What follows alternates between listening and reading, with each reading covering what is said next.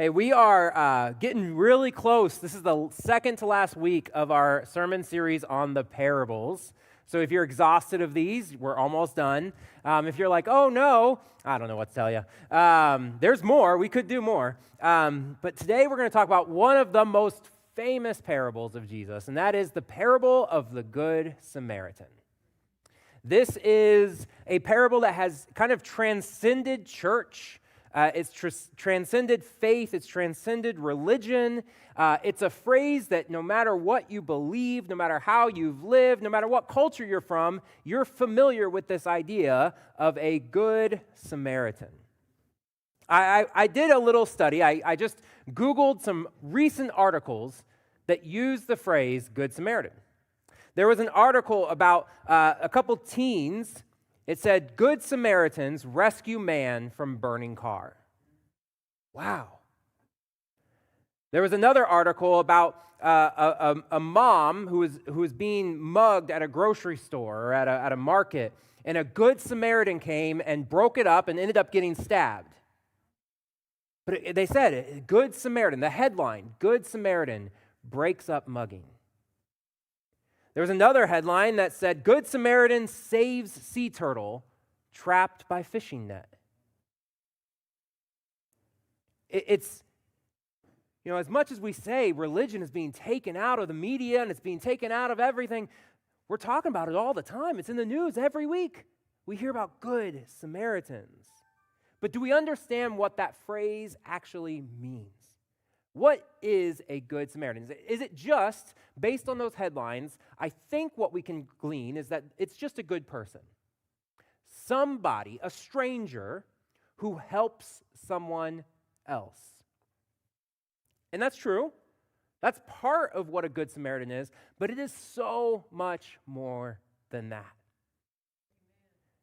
Jesus could have told this story and never invoked the name Samaritan, and could have taught us a lesson about being nice to other people. He could have taught us a lesson about being good to strangers. But he chose a very specific kind of person to single out as good. Now, you might have noticed this morning that we skipped something. Did anybody feel the tension this morning? What did we skip? I'll give you 5 bonus points if you can guess what it was. Chris. Our mission statement. Yeah, our motto. Every Sunday, we repeat this thing. Right? Now you're like, oh yeah, we didn't do that this morning. Our mission here at Church in the Palms is to love God, love others, and live the love. That frames everything we do as a church. The decisions we make as leaders, the decisions we make as a staff, all run through the lens of, does this love God? Does it love other people? And is it a way in which we can live the love? And if it doesn't fit that criteria, we're probably not going to do it.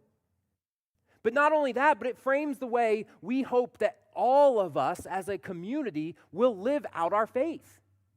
We want to inspire you to love God. We want to inspire you to love other people, and we want to inspire you to live that love.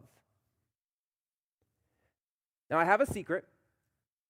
We did not come up with this. We did not sit down in a room and have this aha moment as we unpack Scripture and said, hey, I think there's a trend here. In fact, this is something that has been known from the beginning. When God gave the 10 Commandments, they were on 2 tablets. On 4 of them were commands about loving God. And on the other tablet was 6 about loving people. I don't think it took 5,000 years for somebody to figure that out. It has been known. If you walk into another church, we on our way up to Georgia, we were playing a game. We got this road trip game where we were trying to find all the license plates, and there was all these other things, and one of them was churches. So when we passed a church, we got really excited. Now, we didn't count the one that we passed on the way out of our neighborhood. We said we had to get on the highway first. When you get into Georgia, there's a lot more churches. They're just everywhere. And a lot of them have this little phrase out front that says something like, love God, love people. Love God, love others. Love God, love one another. And I think, man, I'm going to have to file a trademark lawsuit on these people. Like, they're stealing our stuff. It's not original. We didn't come up with this. In fact, it was known from the beginning. And the parable of the Good Samaritan begins with a conversation about this very idea, what these words mean. In Luke chapter 10, 25 through 29, it says, on one occasion, an expert in the law stood up to test Jesus. Teacher, he asked, what must I do to inherit eternal life? What is written in the law? He replied. How do you read it? He answered, love the Lord your God with all your heart, with all your soul, with all your strength, and with all your mind, and love your neighbor as yourself. You have answered correctly, Jesus replied. Do this, and you will live. But the man wanted to justify himself, so he asked Jesus, and who is my neighbor? He knows the law, he knows the rules, but who do they apply to? I love the question that he asked at the beginning. What must I do to inherit eternal life? It's a great question that we should all ask. This is why studying the Bible is important and talking to other Christians is important, because that's the kind of question that we should be asking. What do I need to do to live right? Now, there were two ways to understand the law in the Old Testament. There was a tradition that Jesus was a part of and that most of the Pharisees and most of the common people were a part of, and that was the oral tradition of the law. You see, there were 611 Old Testament laws. But what Jesus and the Pharisees and most people believed was that those laws, those 611, weren't a full and all-encompassing set of rules. In fact, they were wisdom and guidance for us to build off of. That we take those laws and we apply them to our modern day experiences, our modern day issues, our modern day problems, and we use them as wisdom to guide our lives. So a lot of times, people would do this. A rabbi would teach about the law, and a group of people would come and they would ask questions. Well, what do you think the law means? What does this law mean? How should we apply this today? You know, there's laws in Leviticus that have no application to me. As far as I know, my ox is never going to gore my neighbor to death. And if it does, I doubt it will happen twice. But is there wisdom there for me about the way I do things? That yes, accidents happen, but if you don't take measures, you don't put your dog on a leash. You know, if it bit a kid once, that's okay, whatever, stuff happens. He bit a kid twice, 3 times, 4 times, it might be a you problem, right? Oh, there's wisdom here. So people would get together and they would talk, and they would unpack the law and try to understand what would God do in this situation, in this circumstance. But there was another group of people, these were called the Sadducees and a lot of Samaritans, who rejected, they kind of went with the literal 611. Those are God's word, those are the rules, we don't add to them and we don't take away from them. If it doesn't apply, if there's no guidance for it, then we get to do whatever we want. If God didn't tell us the rule, it's up to us to figure it out. All right? There were people that had these kind of conversations all the time. Jesus was a part of the oral tradition. That's why Jesus would often get asked questions about his interpretation of the law. How do you understand the Sabbath? How do you understand giving? Who should we give to? Caesar? Should we pay taxes? And Jesus would give his opinion. Now, this kind of looks like this. Sometimes I'll do things with my kids. I'll give them a rule that is temporary. Like if I'm driving, trying to find my way around town, maybe I'm like lost, which never happens. I never get lost. But if I did, and my kids are in the back seat yelling at each other, I might say, no more talking. No more. Right? Then we find our way out of town. I get back on the right track. And I might turn to my daughter, this has never happened, and I might say, hey, how was your day today? And she goes, you told me I'm not allowed to talk. She's right. She's taking the law literally. Now, is that what I meant for her? Did I mean never speak again? When I teach my kids not to cross the road without holding my hand, do I expect that when they're 35, they're going to call me and be like, Dad, I need to cross the street. Can you come over and hold my hand? But when Jesus gets asked this question, he lets the man answer it. He asks him, what's your thought? And the lawyer quotes two verses. He quotes Deuteronomy 6:5 and Leviticus 19:18. Love God and love your neighbor as yourself. This isn't profound. This wasn't the first time anyone had heard this. Jesus knew this was the answer, and he knew that this guy who studied the law was going to say this. This was everyone's understanding. But just because you know something or just because you say something doesn't mean you live that thing out. And so, like on Sundays, when we share our mission statement, it is one thing for us to say those words. And it's a good thing for us to remind each other and to say those words and be reminded that that is our mission. You don't get bonus points in heaven for saying it.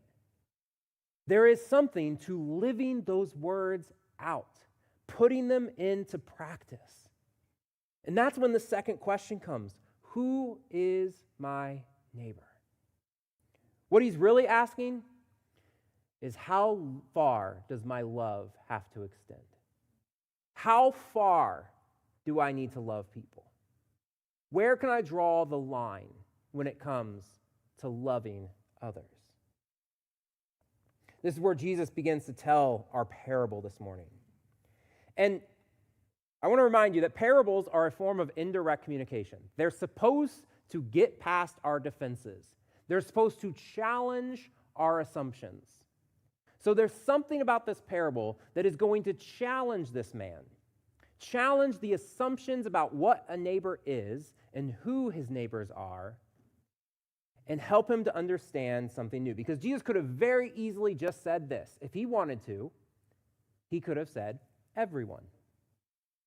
And we'd have a much shorter book of Luke, and it would be a lot easier to memorize that verse.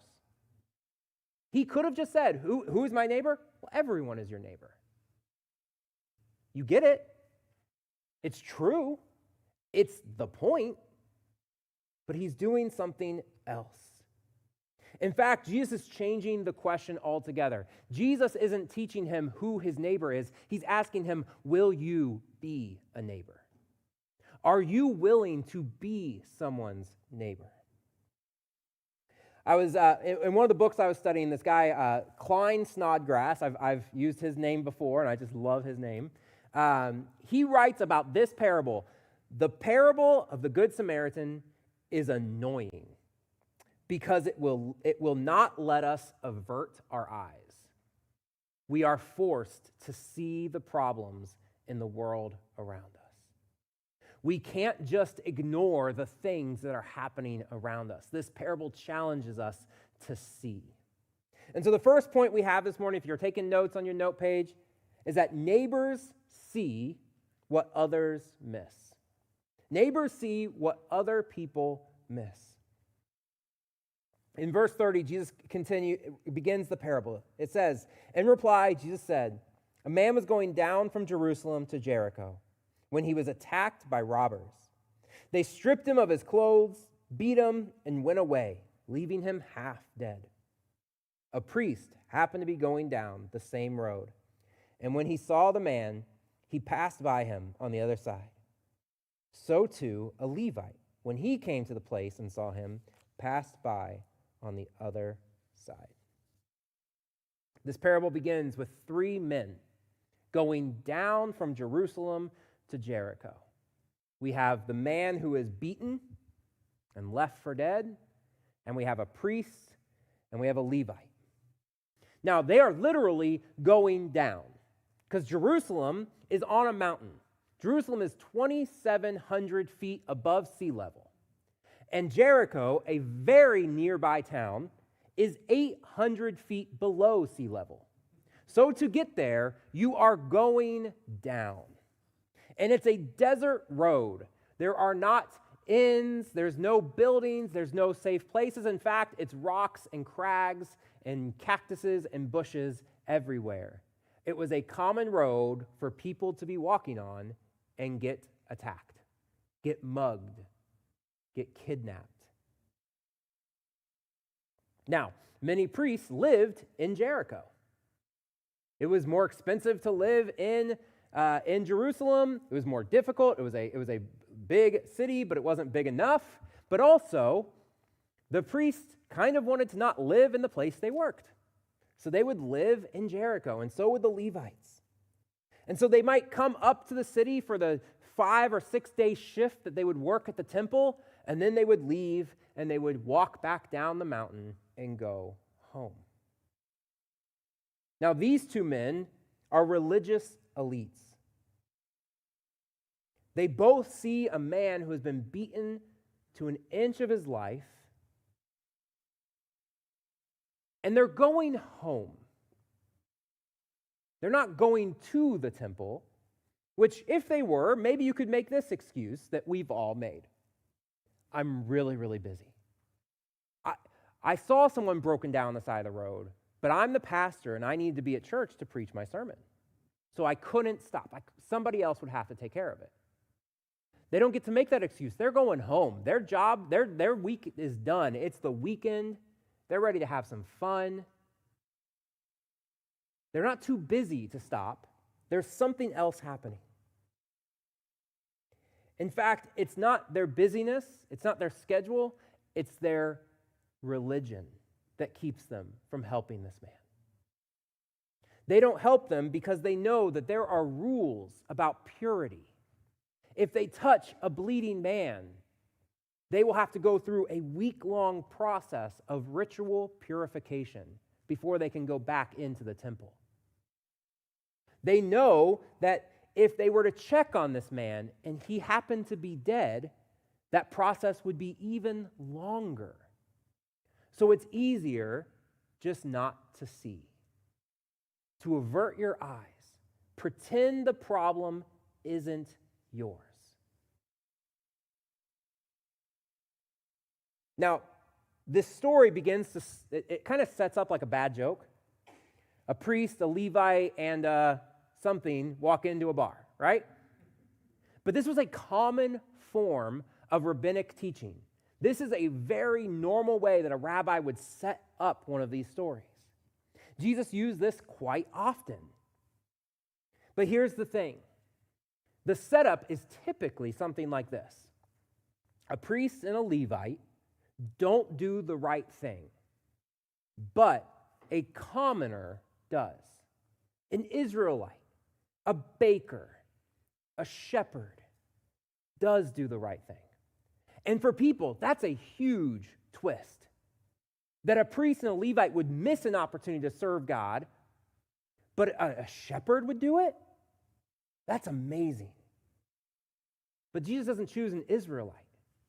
He doesn't choose a fellow Jew. He takes the shock level up to 11. Because our second point this morning is that neighbors cross boundaries that others won't.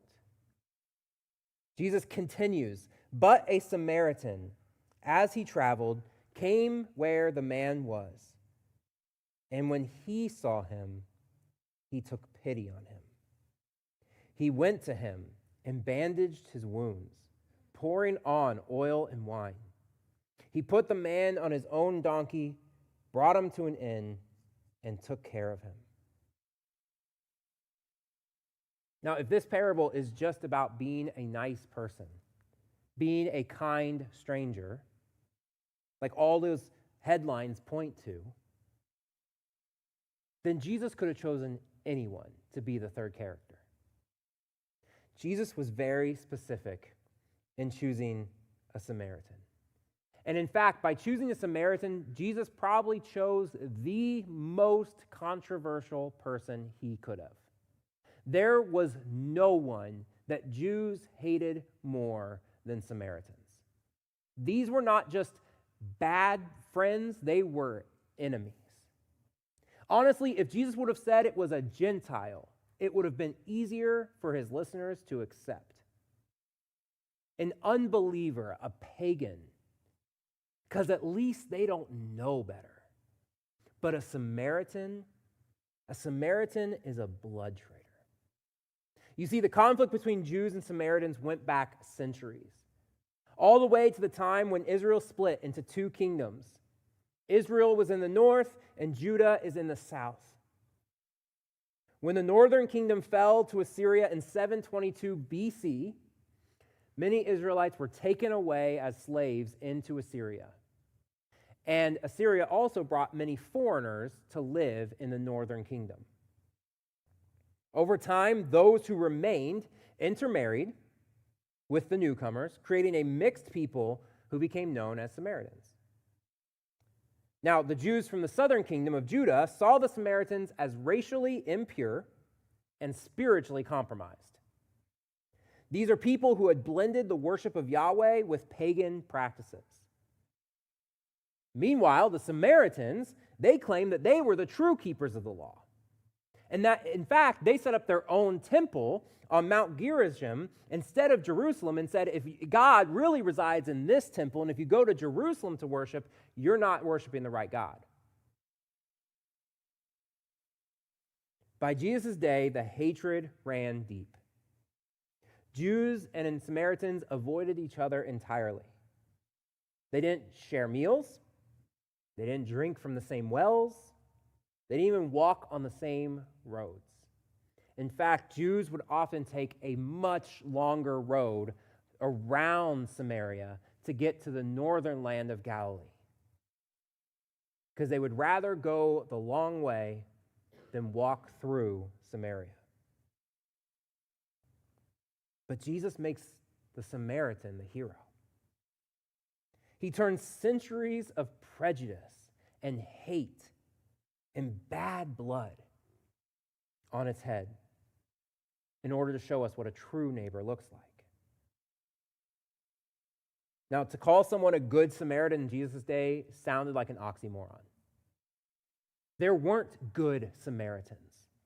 That wasn't a thing. The idea that we would have hospitals named Good Samaritan is crazy. There was no such thing. It would be like an Ohio State fan having their life saved by a Michigan man.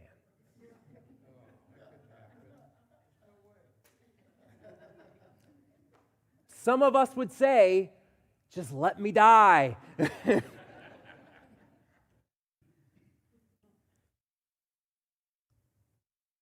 Or it would be like a Ukrainian villager's life being saved by a Russian soldier. Or a Jewish woman being saved by a member of Hamas. Or a far-right American being saved by a far-left politician. And so on and so forth throughout time. It is our worst enemy. Whoever the person out there that we hate the most, the other, the real other, the other that we exclude when we say, love God, love others. You say, yes, except for them, because there's no way they can deserve it. There's no such thing as a good member of Hamas. They can't do good. It's impossible. Don't make me believe that they can. Are you starting to see how controversial this story actually is? Why would Jesus choose a Samaritan when he could have if he was just trying to teach us to be nice to each other, to stop on the side of the road and fix someone's tire, then he could have used anyone. Why would he choose the one person that would leave everybody in the room with a pit in their stomach and their mind filled with anger and thinking to themselves, you can't mean what you just said. You don't know what they've done to me. You don't know how they've hurt me. You don't know the things that I've seen. There is no redemptive quality. There is nothing good in them. Love, according to Jesus, does not allow limits on the definition of neighbor. We can't put limits on who is my neighbor. But just like our mission statement here at Church in the Palms, and like Deuteronomy 6:5 and Leviticus 19:18, our love must be more than a slogan. Our love must be more than just words. Our love must be more than just feelings. Our love must be put into action. And that's why our third point this morning is that neighbors sacrifice for others. In verse 35, it says, "The next day Jesus took out 2 denarii and gave them to the innkeeper. 'Look after him,' he said, 'and when I return, I will reimburse you for any expense you may have.'" Which of these 3, Jesus asks, do you think was a neighbor to the man who fell into the hands of robbers? The expert of the law replied, "The one who had mercy on him." Do you notice he can't even bring himself to say the name, the Samaritan? He couldn't do it. The one who showed mercy. Jesus told him, "Go and do likewise." Now, it's interesting to note the priest and the Levite. A priest was someone who led worship in the temple, and they were responsible for the sacrificial system. So they were kind of the spiritually elite. And Levites were people who spent their entire lives, from the time they were born, being raised to take care of the temple. It was their familial responsibility to care for the temple. They were the ones who came in and cleaned it. And in order to enter into the temple each day, they had to make sure that they were ritually pure. These were 2 very, very scripturally sound people. They knew their Bible. And every day, for their entire lives, twice a day, they would recite Deuteronomy 6:4 and 5, what some of us might know as the Shema. "Hear, O Israel, the Lord our God, the Lord is one. Love the Lord your God with all your heart, with all your soul, and with all your strength." They would repeat that twice a day, every day, their entire lives. You guys only have to hear us do our mission statement on Sundays once. You're getting a break. I should make you guys all start repeating it every day. Now, the Hebrew word, Shema, means to hear. But remember when Jesus started one of his parables, he ended it with saying, "He who has ears, let him hear." And we talked about how hearing is one thing, but doing is another. And this word Shema isn't just allow waves of sound to enter into your ears and be processed by your brain, but it implies action. It's actually hear and obey. As you repeat these words, hear them and do them. So these 2 men, who at least once that day had already repeated those words in a prayer to God, walked past a dying man on the side of the road and asked themselves, "Can I love God with all my heart, with all my soul, and with all my strength, and ignore this dying man?" And their conclusion was yes. Their conclusion was yes. Their religious obedience kept them from loving their neighbor. That sounds crazy, but it can be true of us too. When we draw so many lines in the sand and so many boxes and so many rules that you're not allowed to cross, we won't go there, we won't associate with them, we won't be seen with that. It can get in the way of the true law, which is love.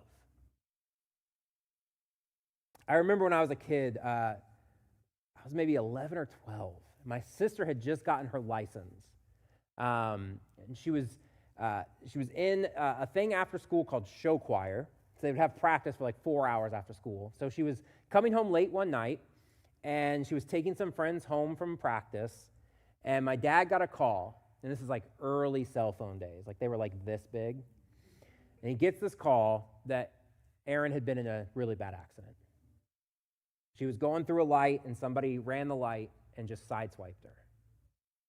And she'd spun out at least 3 or 4 times, and she was stuck on the side of the road. And she calls and she says, "Dad, I'm scared. I don't know what to do. There's cops everywhere. They're asking me questions."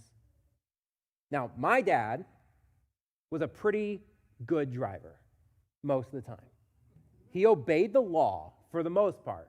He wasn't a speeder. He didn't go out and race people. I never saw him drag race in our economy-sized van that I think if you put the gas pedal all the way down, it would have just broken through the floor. So maybe that's why you were a good driver. I don't know. But he wasn't one to break the law. But that day when he told me, "Get in the car," in a voice that I had never heard before that told me I need to get in the car, like I'd never heard my dad talk that way. I got in the car, and he broke every law I've ever heard. There was no seatbelt. There were no stoplights. He was driving 75 down Coleraine Avenue at 7 o'clock at night. And at one point, he mounted the curb, drove through a parking lot, went through the grass divider between another parking lot to get to the corner where my sister was. Because when someone you love is hurting, the law suddenly means a lot less to you. And suddenly love supersedes the law. And maybe he deserved a ticket, and he would have been happy to pay it. But the reality is, I think if what happened that day was a cop saw what he was doing, he would have let that cop follow him all the way to the accident site, and they would have said, "You know what? We understand. This is your baby girl. You need to be here for her." There are times when our obedience can keep us from being people of love. We can't let our religious duties keep us from helping others, from loving others. Sometimes being a person of love might mean you'll walk into that place you never thought you'd walk into. I won't be caught dead in a bar, but the person I love is in there and they're drinking their sorrows away, and I need to go to them. I won't be caught dead with a street person, but I might kick down the door to a brothel to find my little girl. But what if it's not your little girl? What if it's an enemy? Will love compel you to kick that door down? To be seen in a place where you never would be seen before? To do things you would have never done before?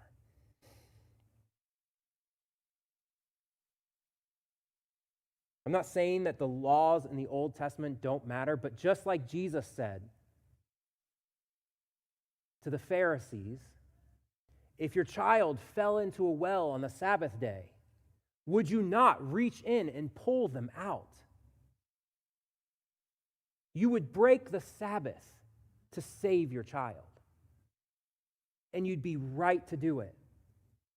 And then Jesus healed a man and let him walk out of the room. This was actually part of the oral law, was that when it came to saving a life, all purity and ritual laws were to be suspended. And you were supposed to do anything and everything to save someone's life. In this story, the Samaritan would have been the least likely person. In their understanding of the law, their traditional reading of the law, there were no exceptions. There was no grace for breaking a rule. But the Samaritan sees this man, and he risks judgment, he risks rejection, he risks uncleanliness to save the life of a stranger. Love that costs us nothing isn't love. It's just sentiment. It's just sentiment. It's just a feeling. Now, the Samaritan in our story doesn't just help the man, but he goes above and beyond. He ends up paying for the man's care, setting him up in a good situation where he can recover, and telling the people who are caring for him, I'll pay for whatever it takes to get this guy back on his feet. Loving people is expensive. Loving people costs us. It costs us time. It'll cost us comfort. It'll cost us money. It'll cost us pride. And it might even cost us what we think is religiously proper. To be a person of love might make you do outrageous things. Things that your church friends might look at you and judge you for.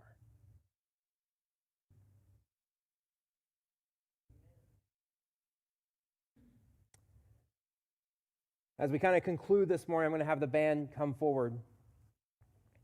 And I want to just conclude with this, because we can get in trouble when we over-allegorize parables, when we try to make them, apply meaning to everything in a parable. And the Good Samaritan is a great one. If you want, just Google allegorical readings of the Good Samaritan, and you will find some crazy things out there. Every detail has meaning. The donkey represents this, and the oil represents that, and then this and that. Everything has a meaning. When we do that, we can get in a lot of trouble because we can basically make a parable say anything we want.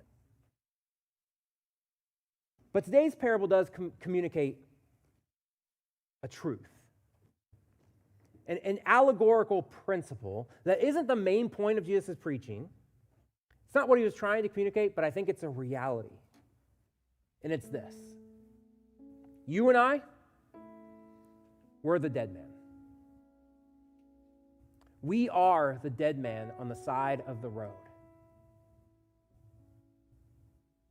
Ephesians 2, 1-3 says, "As for you, you were dead in your transgressions and sins, in which you used to live when you followed the ways of this world and the ruler of the kingdom of the air, the spirit who is now at work in those who are disobedient. All of us lived among them at one time, gratifying the cravings of our flesh and following its desires and thoughts. And like the rest, we were by nature deserving of wrath." We were dead in our transgressions. If that was the end of the verse, that'd be the worst news ever. But because of his great love for us, God, who is rich in mercy, made us alive with Christ, even when we were dead in our transgression. It is by grace that you have been saved. And God raised us up with Christ and seated us with him in the heavenly realms in Christ Jesus, in order that in the coming ages he might show the incomparable riches of his grace expressed in his kindness to us in Christ Jesus.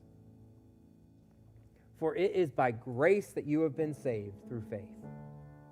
And this is not from yourselves. It is a gift from God, not by works, so that no one can boast. Jesus is the Good Samaritan. Jesus is the neighbor who put off everything, came down to broken and dying people, and took care of them, and gave them life and hope and purpose and meaning and value. And the final words he says to this man are, "Go and do likewise."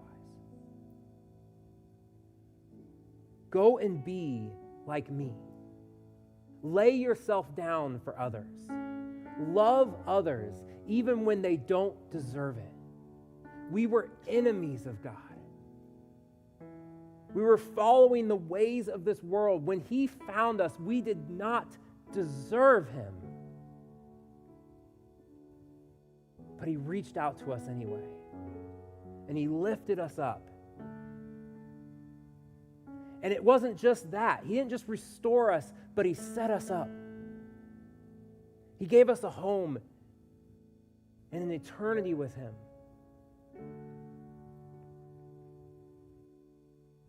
So who is your neighbor? That was the question that prompted this story.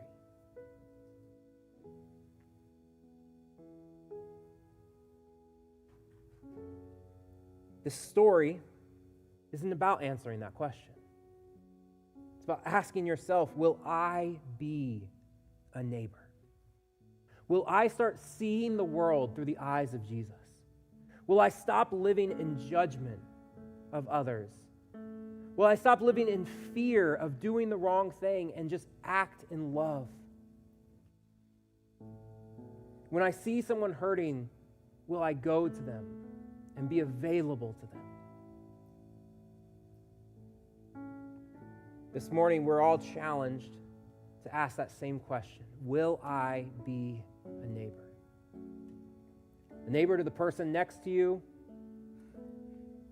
a neighbor to the people who look like you, a neighbor to the people who believe the same things you believe, but also a neighbor to the people that everyone else rejects. Will you be a neighbor to people that don't deserve your love? They haven't earned it. They don't qualify for it. Will you see them with the eyes of Jesus and see the value in every person? Let's stand together and let's worship as we consider how we can be a neighbor to the world around us.